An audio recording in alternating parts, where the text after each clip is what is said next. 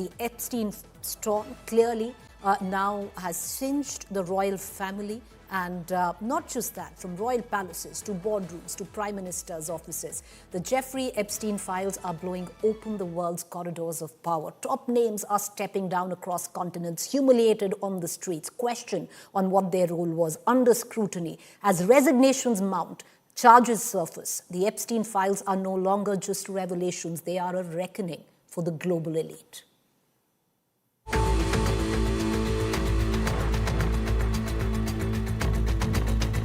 From royal palaces to boardrooms and prime ministers' offices, the Epstein files are detonating at the very heart of global power. In the United States, Hair Chairman Thomas Pritzker has stepped down following scrutiny over past contacts. In the UAE, DP World CEO Sultan Ahmed bin Salayem has resigned. Goldman Sachs Chief Legal Officer Kathy Romer has announced her resignation. Paul Vice Chairman Brad Karp has also stepped down after revelations surfaced. In the UK, Ambassador to the US Peter Mandelson was fired over his links. UK Prime Minister's Chief of Staff Morgan McSweeney resigned, taking responsibility for the appointment controversy. Former US Treasury Secretary Larry Summers has resigned from key roles after renewed scrutiny. In Sweden, UNHCR Sweden Chair Jonna Rubinstein stepped down after disclosures emerged. And in Norway, former Prime Minister Thorbjørn Jagland has been charged with aggravated corruption tied to the investigation. With every new revelation, the Epstein files are ripping through the corridors of global power, toppling titans, tarnishing legacies, and leaving the elite scrambling for cover. Bureau Report, India Today.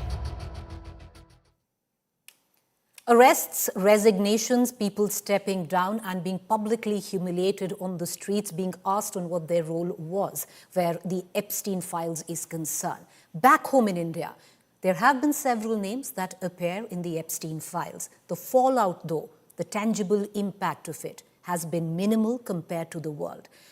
Nobody is saying that these people whose names were mentioned in the Epstein files from India are culpable, but why no scrutiny is a question that beckons to be asked. The latest, though, while no reason was given, Microsoft co-founder Bill Gates, who is in India, will not deliver his keynote address this evening at the India AI Impact Summit in Delhi.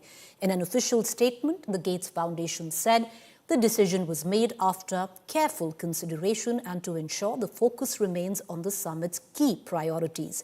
Gates' withdrawal comes amidst massive controversy over his ties to the late sex offender Jeffrey Epstein after Gates was named numerous times in the released files. Earlier, there was source-based information that the controversy has put the Indian government in a tight spot and the invitation was rescinded. But all we know, and we are only giving out what's the official information, all we know is the statement that has been put forth by the Gates Foundation. Well, so Bill Gates will not be speaking at the keynote address at the AI Global Summit. Now, let's move on to the other notable names from India that do find mention in the Epstein files. Right at the onset, names being mentioned doesn't directly indicate involvement of any wrongdoing whatsoever. Having said that, let's get on to the names that have caused a bit of a controversy. One of them is that of the Union Cabinet Minister, Mr. Hardeep Singh Puri. A search on the US Department of Justice website, DOJ website, throws up 46 results for Hardeep Puri, 430 results for Hardeep, and 163 results for Hardeep Singh Puri. The Epstein files prove that Epstein met Hardeep Puri in New York at least on 3 occasions, and that's all detailed in the information in terms of the emails that were exchanged. The email interactions now between the two are from June 2014 to June 2017, when Mr. Puri was not a minister, but he really was a BJP leader. And all along, Epstein was a convicted child sex offender. While the email exchanges show Hardeep Puri making a pitch for Digital India, but he also makes a mention of Epstein's exotic island, where the union minister is asking him, you have Mr. Hardeep Puri in a communication on email, asking Jeffrey Epstein to have fun In his interviews, Puri has dismissed the interviews right after these files came out. Mr. Puri has dismissed this particular mention where he asks Jeffrey Epstein to have fun as an expression that he uses and should not be read into. Puri has claimed that he only met Epstein 3 or 4 times in 8 years, while emphasizing that he was pushing for a meeting with LinkedIn founder Reid Hoffman. Though email exchanges also show Puri agreeing to assist in getting an Indian visa on a priority basis for an Epstein aide. Does this in any manner make Mr. Hardeep Singh Puri culpable? No, it doesn't make Hardeep Singh Puri culpable. But does it make Mr. Hardeep Singh Puri open to scrutiny? One would say yes. Now, one of the most significant Indian names in the documents is also of industrialist Anil Ambani. The files show that Epstein and Anil were in regular contact. Now, the time frame is just between 2017 and 2019. Jeffrey Epstein was already a known sexual offender after the widely publicized 2008 plea deal. Communications between the two reveal that Anil Ambani at the time positioned himself as a back channel to the Modi government. However, there is no record to show that he had any official clearance from the Indian government to do so. No record whatsoever. The emails, though, also show Epstein using sexualized language in conversations with Anil and extending invitations to his island.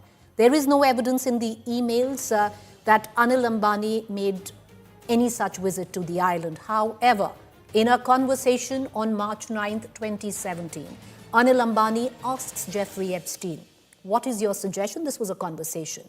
And to the question on what is your suggestion, to this, Epstein wrote, "A tall Swedish blonde woman would be better to make the meeting fun." To which Mr. Anil Ambani replies, "Arrange it." Does this make Mr. Anil Ambani culpable or accountable? No. But should he be open to scrutiny? One would think yes. So, not culpable, but why not open to scrutiny? Why the veil of silence? The reason, viewers, why we bring out these names is not to stoke controversy, but if seismic changes are taking place across the world at the back of the Epstein storm to fix accountability, why, as a country, are we even shying off mentioning those who need to be under scrutiny? We are not saying culpable, but why not be scrutinized? Why not be open to it? Why this code of silence is a question that should be asked.